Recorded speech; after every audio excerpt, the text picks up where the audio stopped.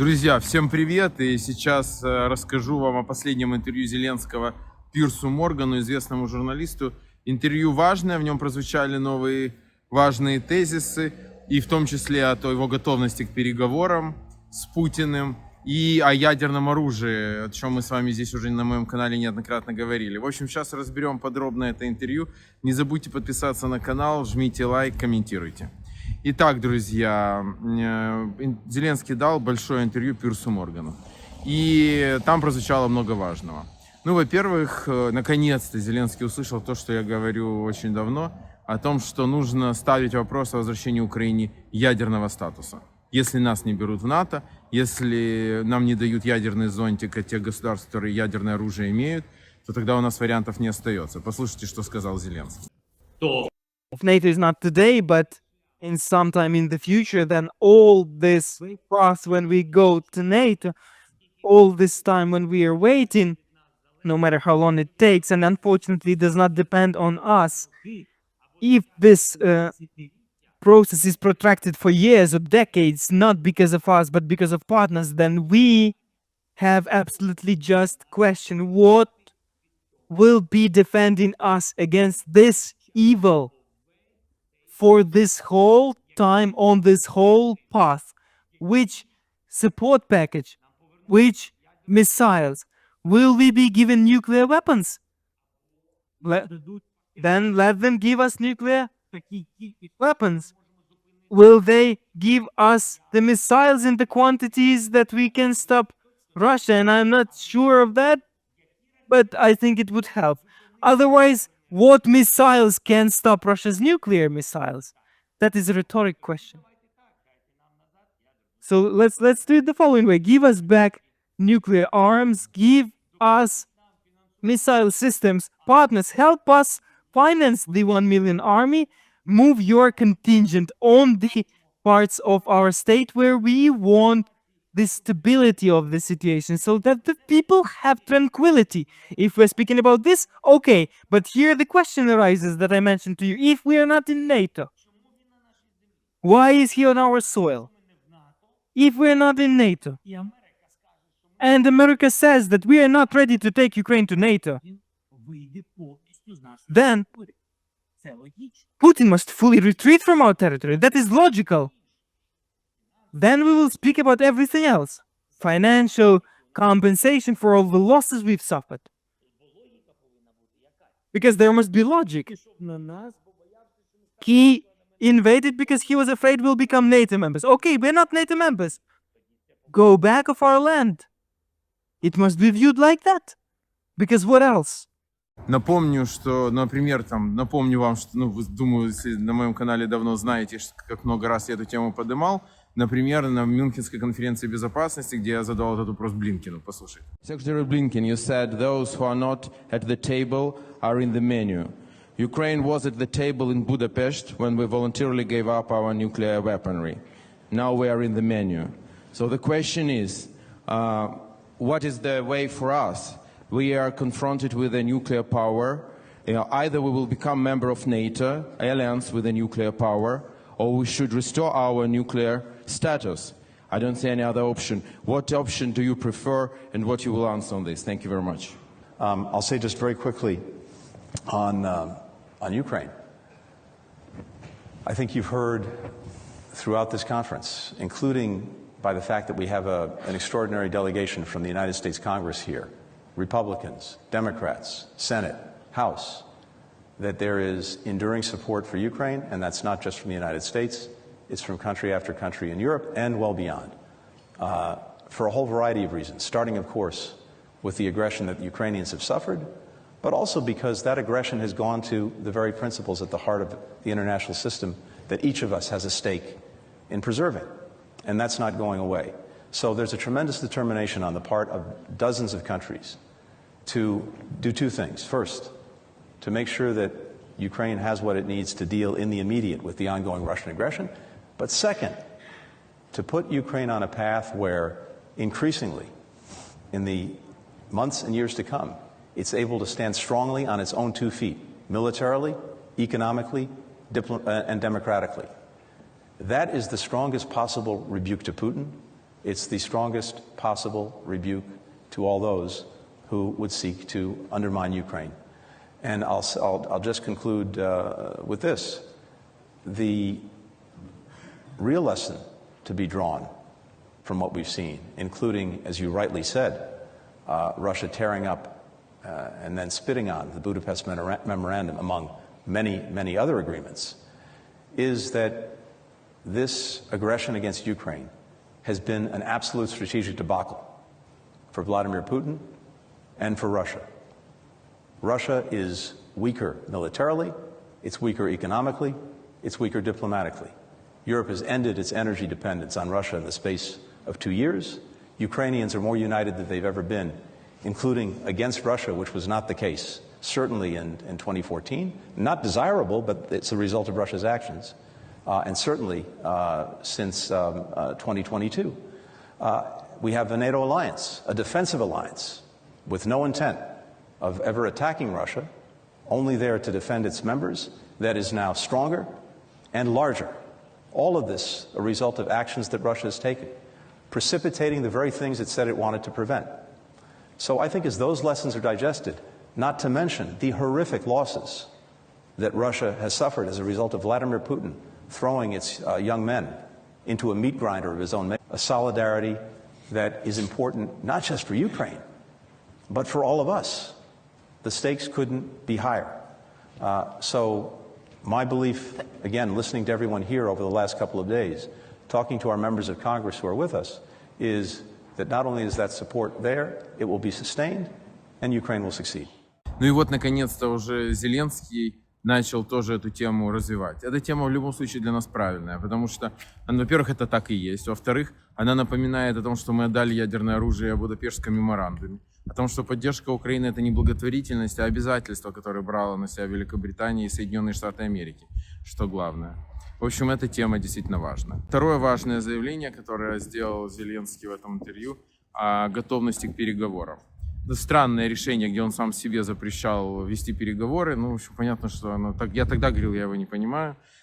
Не, знаете, это в погоне каким-то пиар-угаром странные решения принимали, которым, кстати, активно пользовалась Россия против нас, чтобы типа показать, что это Украина не хочет мира.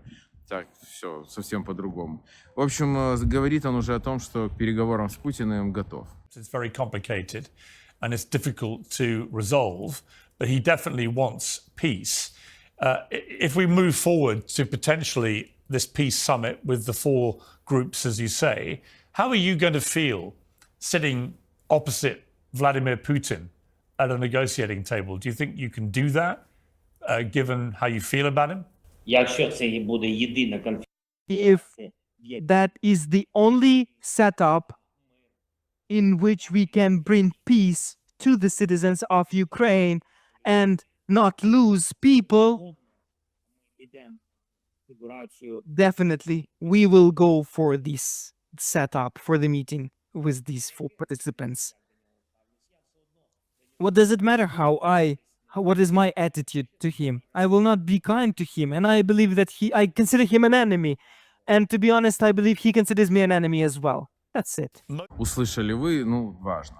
Важная история про легитимность, как он объясняет, что он легитимный президент, и это действительно важный тезис. Зеленский легитимный президент Украины.